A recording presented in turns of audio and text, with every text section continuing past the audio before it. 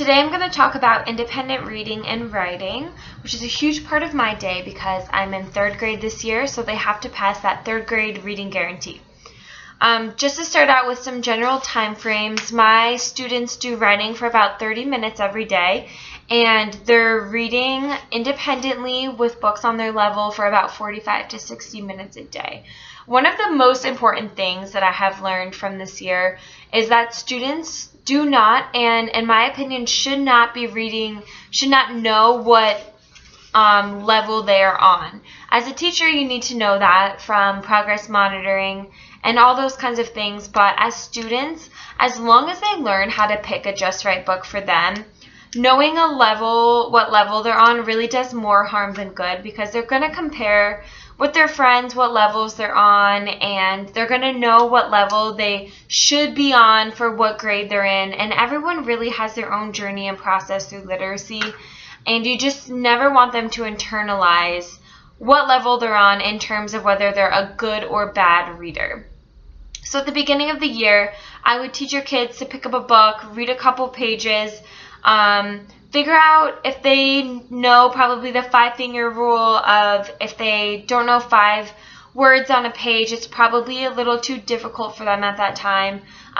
If they read a couple pages and have no idea what they read, can't say the setting or any of the characters, is probably a book that's too difficult for them. But if you teach them how to pick a just right book, then you should never have to tell your students what level they're on.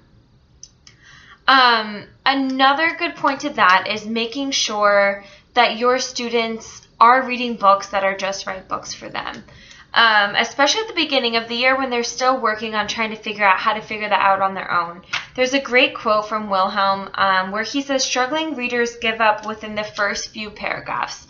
So you can imagine if you are sitting and reading for 45 to 60 minutes and you give up on the first few paragraphs, you're basically sitting there staring at a book and flipping pages for maybe 40 minutes of that time. Or could be closer to an hour, which is just not beneficial for your students at all and will just kill their confidence and attitude towards school. Another important part to independent reading and writing is giving them choice. I think it's really important to let your kids write and read about things that are culturally relevant to them and important to them. If they want to write jokes, then let them write jokes. If they want to start off writing by telling stories and you have a guy or girl that's a class clown, give them comedy hour and let them stand up there and tell a funny story, and then work on after that having them write it down so that you can tell them, look at how much your classmates enjoyed your story. Wouldn't you love for people all around the world and people that are outside of this classroom to be able to enjoy this story just as much as you? And you can do that by writing it down. So let students have their own process and their own way about coming about the, I'd say, traditional forms of reading and writing.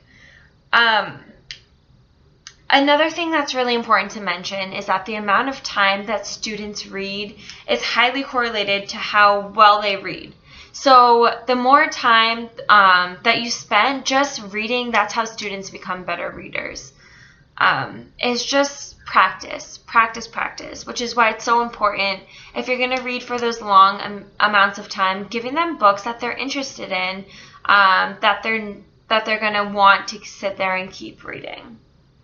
Other ways to make independent reading fun is to create some book clubs in your room and let the kids be a part of book clubs and give them some purpose for their independent reading. If they know that they're going to come back together with their classmates and talk about the characters and theme and stories and all of the great things that they read, it'll give them some purpose and give them jobs to do while they're doing their independent reading, so that they can feel like the expert on something and explain it to all of their friends. Another great tool is a reading partnership. Those would preferably be with someone that they're comfortable with.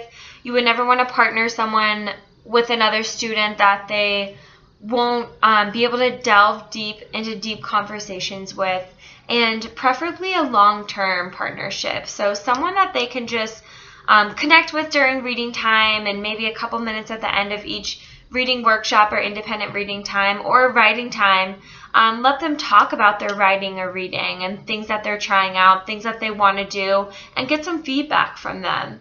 And you can also walk around and talk to the different reading partnerships or have little conferences with the reading partnerships, and give them some purposeful feedback and have some purposeful talk as well.